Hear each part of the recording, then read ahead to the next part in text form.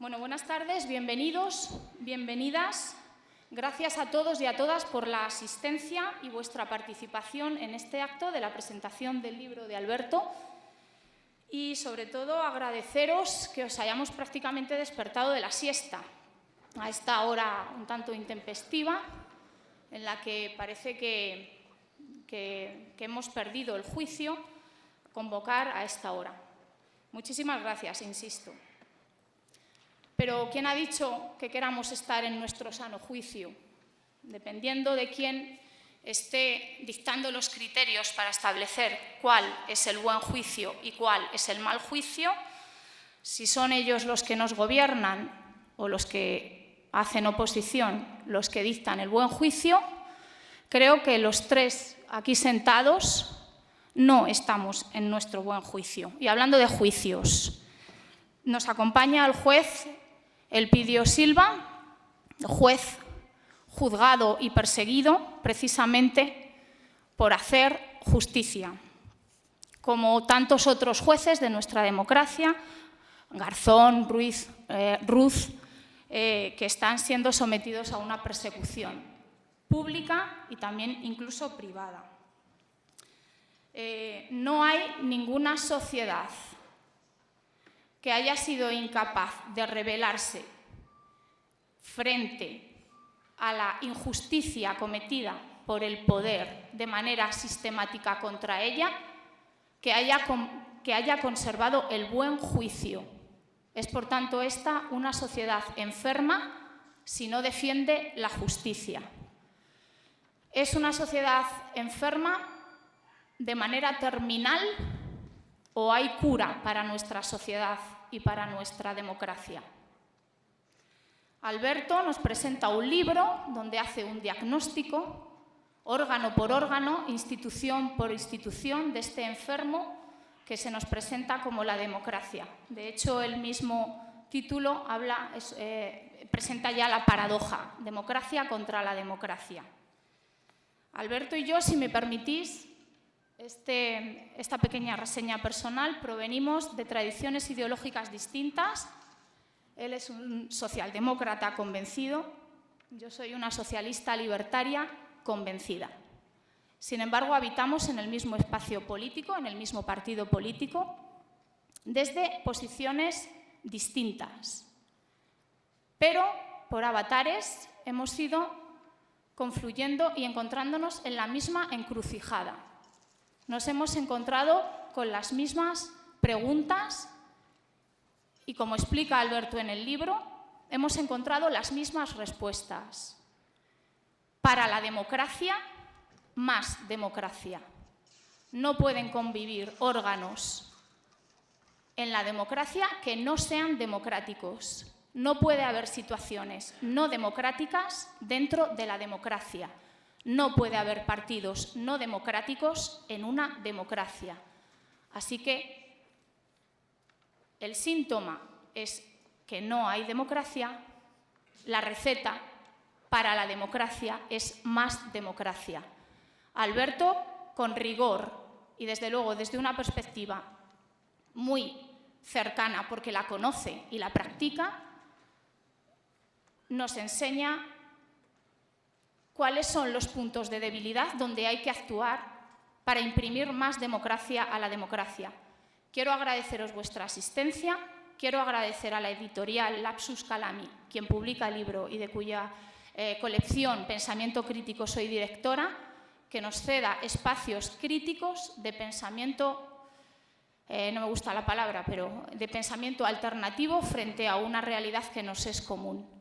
Gracias a todos y le cedo la palabra al juez Elpidio.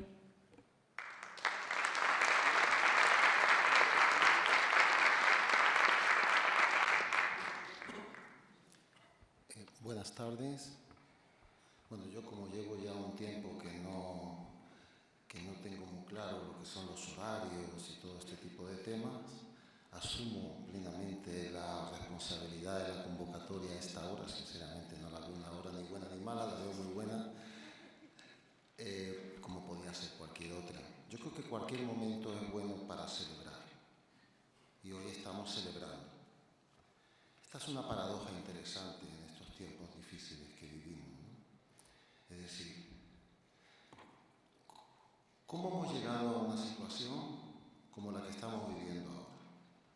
yo mismo, ¿cómo he llegado a este punto, a esta forma de vivir? ¿Por qué? ¿Para qué?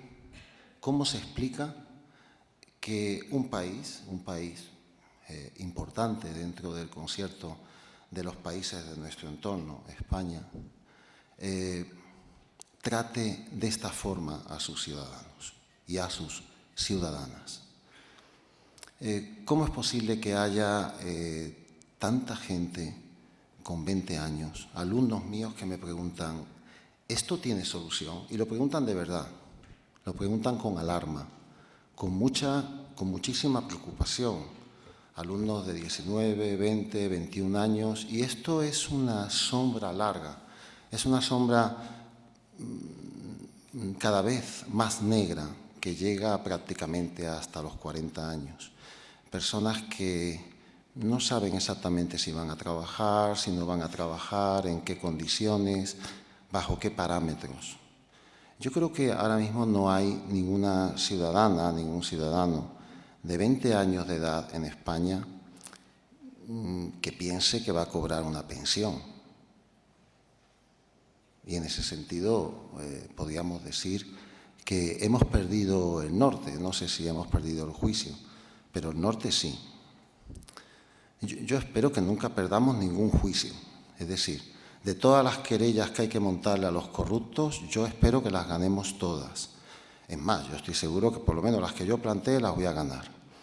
Es una constante querer ganar y saber que se puede ganar. Ahora, para saber esto, hay que tomar un postulado de conciencia, de querer hacerlo. No sé si es valentía exactamente, pero uno tiene que estar ahí sabiendo que se puede conseguir. Libros como este, por ejemplo, de Alberto Sotillo, me parecen importantes, me parecen interesantes e imprescindibles. Este es uno y hace falta que existan muchos más. Me parece que es imprescindible penetrar en la clave de lo que está sucediendo. Yo creo que él lo hace. Da muchas pistas. Es una clave que tenemos que construir entre todos, por tanto, no se puede pretender que estén aquí todas las claves. Pero un viejo profesor de Derecho Constitucional me decía que cualquier cosa que naciera de las condiciones en que se hallaba España en el año 1975 a 1978, iba a ser algo con una cuña clavada del autoritarismo. El autoritarismo no es una especie de asunto, como podríamos decir, accidental, histórico, que podemos quitar del Estado. No es mi manera de verlo. El Estado tiende a ser autoritario. Esto es así. El poder tiende a la concentración. Quien tiene poder tiende sistemáticamente a la arbitrariedad. ¿Y esto cómo se resuelve? En el caso español es difícil resolverlo porque el autoritarismo no es meramente cognitivo como lo pudiera ser en Finlandia. Esto que yo acabo de decir vale para Noruega. Un noruego diría, el Estado tiende a ser autoritario. El problema es que el autoritarismo en España tiene nombres, apellidos, rostros, grupos de poder, corpúsculos de poder, organizaciones que arrancan desde prácticamente el duque de Lerma. Eso es algo muy antiguo. La forma política del Estado español siempre se ha asentado en el autoritarismo. Y esto, con el paso del tiempo, va a costar resolverlo. Y la única manera de resolverlo es ser muy consciente. En el libro de Alberto se plantean muchas pistas para estar atento a esta conciencia del hecho palmario de que un Estado siempre tiende a ser autoritario. Y todo lo que forma parte del Estado también. Y forma parte del Estado el ejército, la judicatura, los partidos políticos, los sindicatos, las distintas agencias de mediación de intereses como pueden ser consumidores, usuarios, etc. Todas las organizaciones que existen institucionalmente se nutren de esa esencia fundamental, máxima monopolización del poder político a la que le llamamos Estado. El Estado, tal como lo vemos en España, pues casi cualquiera diría que el Estado es el gobierno de la nación. Pues esto es falso. El gobierno de la nación es un órgano constitucional que refleja una parte del Estado. Sin embargo, yo incluso diría que eso no es cierto. Si tuviéramos que decir sociológicamente, yo diría que el poder político en España está repartido, bien repartido, en 7 despachos. No creo que llegue a 8. En realidad puede que sean 3 o 4, pero digo 7 para acertar. Es así de cutre, de lamentable y de difícil de aceptar. No, pues está en 7 despachos. El poder circula diariamente por determinado número de llamadas telefónicas, correos electrónicos. A veces, ese discurrir por correos electrónicos es en medio de una impunidad brutal.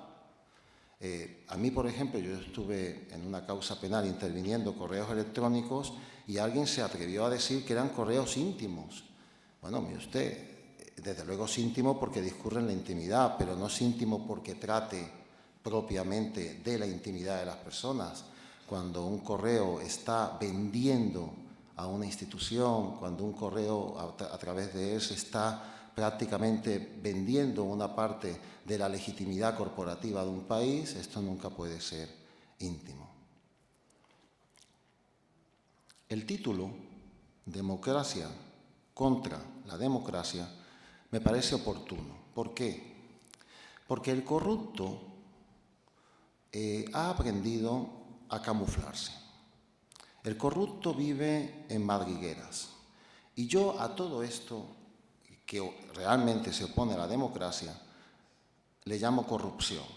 Discurre por cauces que tienen una pegada económica, de posicionamiento y de control económico, también político. Pero el problema es que en España una buena parte de la organización de la corrupción ha discurrido por parte de la política. El otro día me decía un amigo de estos que no puedo mencionar porque le haría un daño terrible, me decía, no podemos en España hacer una lista de lobbies, olvídate, José, de verdad, esto no lo vas a conseguir. Digo, pero ¿por qué no va a poder? No vamos a poder porque es que serían todos políticos. Y claro, quedaría muy raro. Le decía, bueno, pero da igual, porque el político puede crear una entidad, una sociedad, se camufla. No, José, al final sabíamos que son políticos porque desde la base de datos podemos saber que la titularidad real del lobby es de un político. Es mejor que no haya lista de lobbies. Bueno, pues desde este punto de vista la verdad es que no hace falta ninguna lista de lobbies. El problema es que yo sí creo que hay una clase política que lo quiere hacer bien. Y hay muchos políticos que son honestos, que son decentes. Otra cosa es que las organizaciones en las que trabajan, sus partidos políticos, también estén controlados por una pequeña cúpula que se repartiría en 1 o 2 despachos por partido político. Y no voy a mencionar a ninguno porque no es cuestión ni es necesario. ¿Qué se puede hacer para disolver una situación de este tipo? Es decir, cuando alguien tiene dentro de la casa a los enemigos de la casa, cuando determinados corpúsculos han aprendido a vivir en democracia aparentando que participan de las normas del sistema y en realidad son antisistémicos, porque una democracia, dentro de la democracia, es la institucionalización del antisistema en su máxima expresión. En vez de ser un grupo más o menos desorganizado o más o menos focalizado que ataca a la policía y tal, aquí estamos hablando de otro tipo de grupos que no porque no vayan camuflados por la calle con una cobertura indispensable, dejan de ser grupos verdaderamente nocivos. Hubo una autora, a mí me produce gran admiración, Hannah Arendt, que mencionaba este tema primero en una obra que estoy convencido de que casi todos conocéis o por referencias, los orígenes del totalitarismo, y después, posteriormente, en aquello que ella vino a llamar la banalidad del mal, en una obra sobre el nazi Ackermann. Plantea esta autora algo que a mí me parece interesante, posiblemente lo voy a recrear en cierta medida, pero para que se mantenga y se sostenga una democracia contra la democracia, es indispensable la colaboración de muchos individuos aislados, y esto de alguna manera se viene a mencionar aquí, y me parece importante, de muchas personas que, como funcionarios públicos, como empleados de corporaciones, no de una forma ostentosa, posiblemente de una forma más bien muy mediocre, de perfil bajo, neutral, gris, colaboran. Son indispensables. Sin estos ciempiés, sin estos reptiles, los corruptos de la primera división no pueden hacer nada.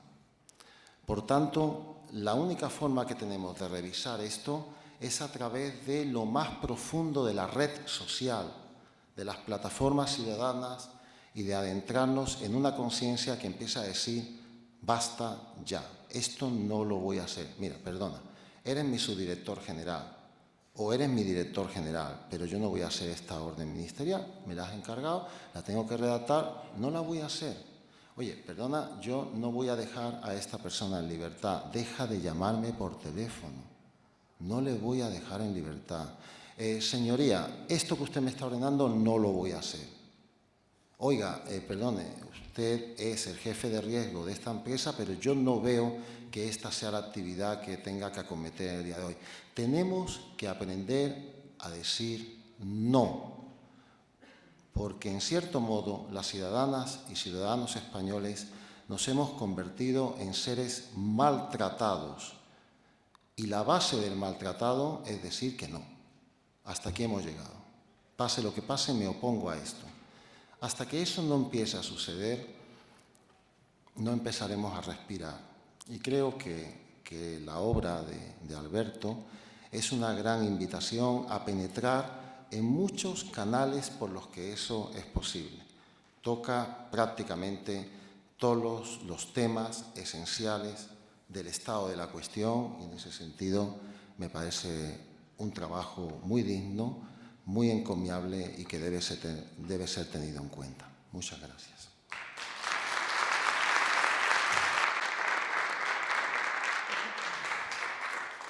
Perdonadme, he olvidado decir, cuando he pasado la palabra al juez... Gracias. Sí, porque si vamos a hablar de democracia participativa, si nos vamos sin que nadie hable, pues tendría su incoherencia, ¿no? Menuda semana para presentar un libro que se llama Democracia contra la democracia.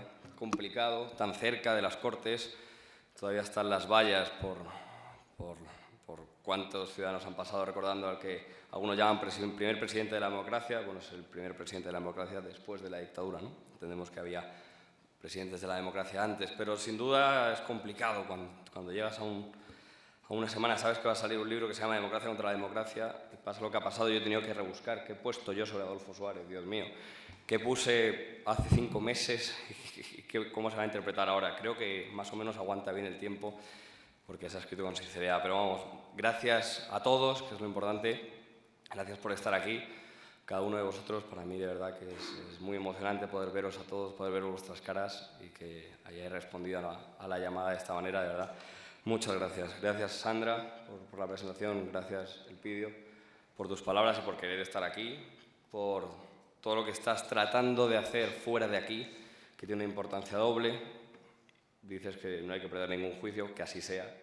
Será tremendamente positivo para la sociedad española que efectivamente lo que tienes entre manos pueda solucionarse como todos esperamos. Y gracias por esos momentos de tranquilidad ciudadana cuando vimos a personas entrar en la cárcel cuando desde luego parecía que podían merecerlo. Así que gracias por ello. Gracias a Lapsus Calami, Jorge, por hacer posible esta absoluta locura, por haber convertido en real algo que, bueno, empezó siendo una idea loca. Antonio Cartier, que no está aquí, pero desde la editorial, que lo comunica. A Rubén Galgo, a todos los correctores que han hecho de esta obra algo realmente leíble, legible, porque uno cree que escribe hasta que lo pasa a un corrector y descubres que había escrito un desastre. Así que gracias a la editorial por convertir las palabras en un libro. Gracias a Gustavo Vidal Manzanares por haber escrito el prólogo y a Justo Sotelo por el epílogo, porque han conseguido, con muy pocas palabras, transmitir mucho y añadir demasiado a este libro. O sea, que os invito sobre todo a leer ese prólogo y ese epílogo. Y sobre todo gracias porque estáis interesados en un libro que todavía no habéis podido leer. Disculpadme que yo sí lea un poco, pero quiero estar más o menos centrado en un momento difícil de estar centrado, pero quiero estar ahí.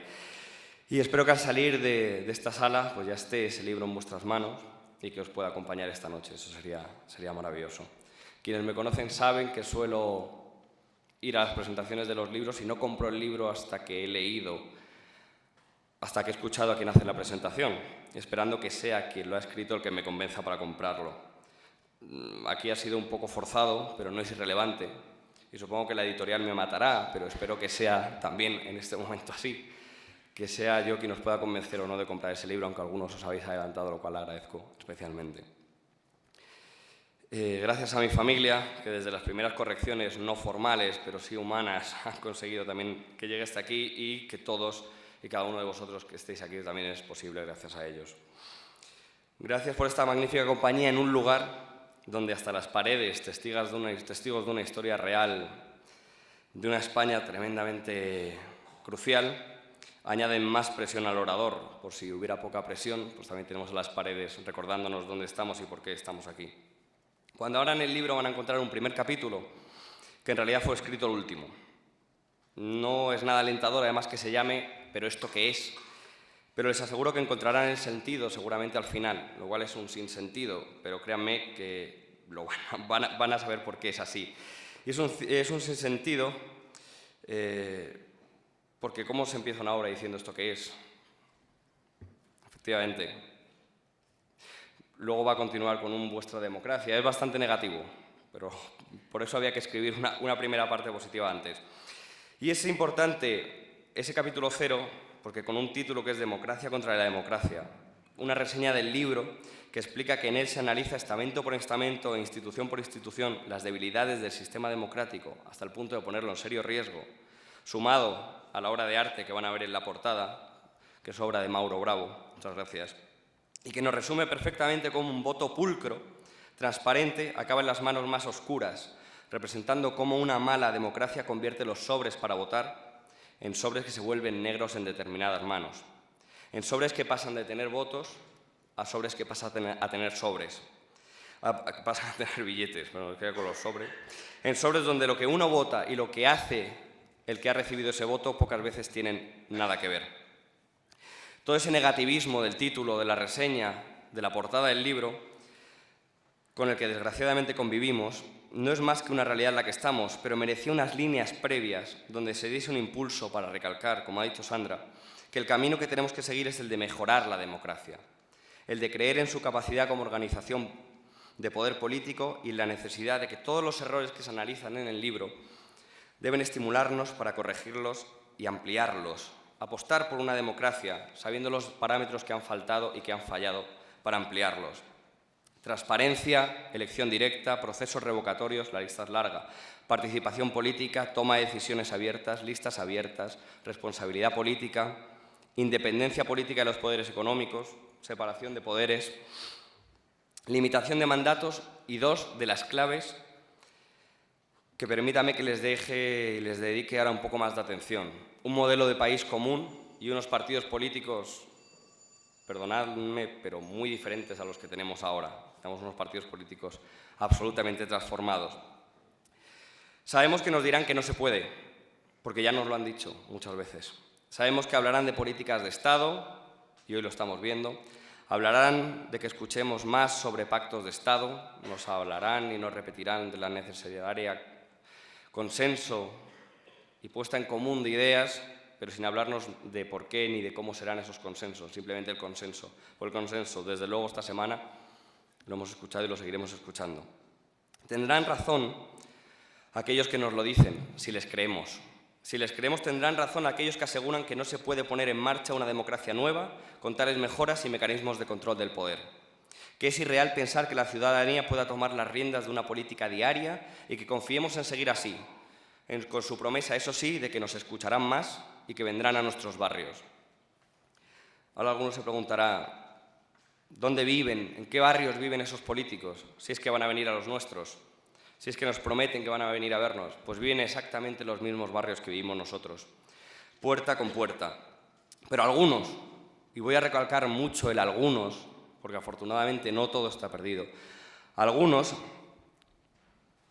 hace tiempo que se les ha olvidado dónde viven, porque nuestro sistema político, a ciertos niveles y con quienes no son capaces de evitarlo, permite que se les aleje de la realidad para que no hagan política pensando en aquellos con quienes viven, sino en quienes les han adornado los despachos y les prometen otros incluso mayores en sus consejos de administración cuando hagan la labor que les exigen.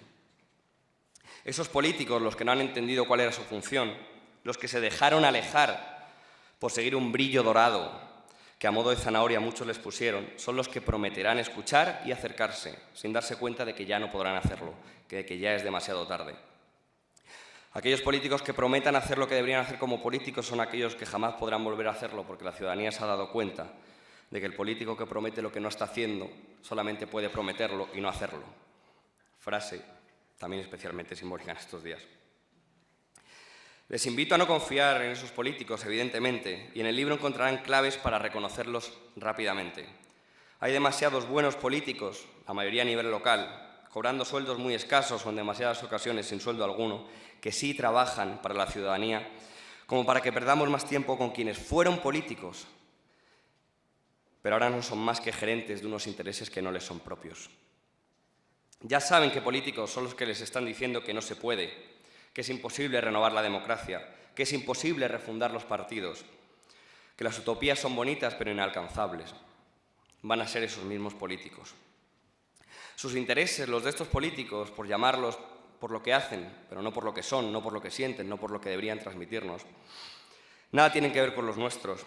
Así que bienvenidos de nuevo a la esperanza, a la alegría de saber que sí se puede, aunque efectivamente algunos no quieren. Sí se puede porque nosotros no tenemos impedimentos para que lleguen las listas abiertas, pero algunos sí. Sí se puede porque nosotros no tenemos problema en procesos revocatorios, pero algunos sí, claro. Sí se puede porque nosotros no tenemos problemas en que se fiscalice cada euro que entra en un partido político, pero algunos sí. Sí se puede porque nosotros no tenemos problemas si hay que dejar el cargo y volver a la vida privada, pero algunos sí tienen problemas con eso. Y sí se puede porque nosotros no tenemos ningún problema por no acabar en un consejo de administración, pero es que algunos sí. Esa es la diferencia entre los que creemos que sí se puede y los que creen que no se puede. Entre los que están en política para hacer aquello que creemos que es imposible y los que nos presentarán una política de lo imposible, de lo que no se puede hacer y que lo único que representa es su continuismo, su consenso, su pacto. Y hay mucho por hacer. Democracia contra la democracia recoge un listado interminable de fallos, por eso digo que os va a deprimir un poco, pero es lo que hay, que hace de nuestro sistema una democracia tremendamente incompleta, donde la toma de decisiones está realmente alejada de la ciudadanía y donde el tiempo ha configurado un modelo político viciado, encargado de mantenerse a sí mismo sin importar el coste social que eso pudiera suponer. Un modelo que no tenía controles eficientes para la corrupción, que tiene 1000 escapatorias para los corruptos, que permite legislar por decreto. Estamos en el récord de una legislatura de ley por decreto, sin consenso algunos. Quienes hablan del consenso y de la importancia estos días se olvidan de que han hecho más decretos leyes que nadie. Pues sí, es un sistema que permite legislar por decreto, pero a la vez permite tumbar iniciativas legislativas populares, con más de 1 millón de firmas con un simple soplido parlamentario. Ese es el caos en el que vivimos. Un gobierno por decreto y una ciudadanía que recoge firmas millones y queda absolutamente tirada a la basura cuando se presenta en el Parlamento de todos. Un modelo que ha hecho cómplice a sindicatos y a partidos políticos, hasta convencerles de que su propósito es su supervivencia y no su labor como herramienta de cambio para la ciudadanía. Y un modelo que durante demasiado tiempo tuvo el respaldo de miles de ciudadanos, que dejaron su labor política abandonada, que pasaron de tomar decisiones, dejando hacer a quienes estaban encantados que les dejaran hacer, tanto que han hecho exactamente lo que han querido, y se nota. Durante demasiado tiempo nos confiamos, convencidos de ser los beneficiados de una transición modélica, santificada, y por las acciones positivas que efectivamente algunos gobiernos iban poniendo sobre la mesa, pero que, como analiza el libro, para las nuevas generaciones es una realidad alejada hasta el punto de que hablamos y oímos hablar de esta democracia como vuestra democracia. Cuando la ciudadanía no siente su estatus político como propio, debería ser el primer síntoma para la necesidad de cambiarlo. Es innegable que el Partido Socialista logró poner en marcha la voluntad ciudadana de una sanidad y una educación pública y universal. Logró ampliar derechos y libertades que creíamos irrenunciables hasta hace pocos años y asentó un estado de bienestar en el que era difícil no acomodarse. No pudimos preocuparnos entonces, claro, por decisiones que parecían intrascendentes, pero que nos han traído hasta donde estamos. Permitir el trabajo temporal, abrir esa vía. Crear una ley 14/97 que permitía a quien quisiera poder privatizar la sanidad. O más recientemente, la modificación a traición, a verdadera traición, del artículo 135 de la Constitución, que simplemente hace imposible cualquier política socialista en España y en Europa también. Son llaves que puso el Partido Socialista en puertas que el PP no ha dudado un segundo en abrir, para dar rienda a su modelo neoliberal y como excusa la crisis para el recorte en derechos que sufrimos hoy en día. Dejamos hacer mientras nos obligaban a ser parte de la especulación inmobiliaria. Nos obligaban, porque nos daban préstamos sin apenas interés para comprar casas mientras no había crédito alguno para empresas de innovación. No especulamos nosotros, no había otra opción de crecer en este país. La ciudadanía fue obligada, empujada a un modelo de economía absolutamente antisocial, no había otra opción. Y ese dinero, evidentemente, lograba silenciar y hacer desaparecer a la ciudadanía. La crisis, que no es más que ese momento en el que algunos se pasaron especulando, no es más que eso. Se les fue de las manos. Nos quitó el billete que teníamos atragantado en la garganta y que nos impedía gritar juntos. Y pudimos gritar juntos gracias a las redes sociales, principal herramienta de la acción social actual, y que ha generado un nuevo concepto en contraposición con la espiral del silencio. Ahora tenemos la espiral de la voz, aprovechémosla. Resultaba que no estábamos solos, que éramos la mayoría. Cuando la ciudadanía recupera esa noción de mayoría y quiere cambiar la realidad con la que convive, todo cambia. Ese es nuestro presente, sabiendo que somos más los que queremos un modelo diferente. Hemos comprendido en la calle, viéndonos, que somos la mayoría de los que necesitamos un nuevo modelo de convivencia. Un nuevo modelo de convivencia, no una convivencia para un modelo. Se parece, pero es diametralmente opuesto. Claro que se puede. Basta con saber qué pilares hay que tocar para rehacer una nueva realidad. Las páginas de este libro os servirán, espero que os sirvan, como mapa para localizar los pilares clave y sea más fácil así que nos encontremos todos empujando en la misma dirección. Es un libro de análisis, pero busca la acción, busca la movilización, busca que cuando salgamos de aquí, además de tener ganas de leer un libro, espero, haya ganas de cambiar la realidad. Doblemente, no hace falta vender libros, sino cambiar la realidad. Todo sube de nivel. Anticipo, para terminar, la piedra sobre la que se apoya todo un sistema viciado. Si quien elige las personas que van a una lista electoral no son los ciudadanos, sino son un miembro de un partido político, ¿para quién trabaja entonces los políticos que salen elegidos? Está ahí la mayor brecha de la democracia. Es ahí donde se rompe nuestro sistema, donde podemos afirmar que efectivamente hay una democracia contra la democracia. Los representantes públicos, para estar en un cargo, deben de satisfacer a quien hace la lista, deben trabajar para quien hace la lista y deben favores a quien hace la lista. ¿Y los ciudadanos? Nada para los ciudadanos a los que representa.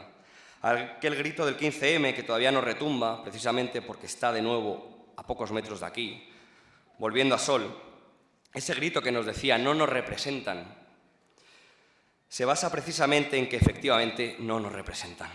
Al menos no lo hace la mayoría. Recordad ese alguno que tenía ahí puesto. Pero ese alguno, cuando es la mayoría en el poder, se convierte en una mayoría de presión social en contra de la ciudadanía. La forma de evitar esto existe y buena parte de esas necesarias acciones están recogidas en estas páginas. De ahí que os anime para pasar a la acción. Debemos refundar los partidos. Debemos apoyar a los políticos que desde sus formaciones rompen estas dinámicas, porque los hay a cientos, especialmente, como decía, a nivel local. Debemos de seguir empujando para que los partidos políticos, y permítame que lo diga con especial querencia para el mío y el que seguirá siendo mi partido, el Partido Socialista, vuelvan a ser herramientas de cambio social puestas al servicio de la ciudadanía. No olvidemos nunca para qué se fundaron los partidos políticos, para qué se fundó, por supuesto, y sobre todo, el Partido Socialista. El Partido Socialista tiene que ser una herramienta de la ciudadanía para transformar la realidad política.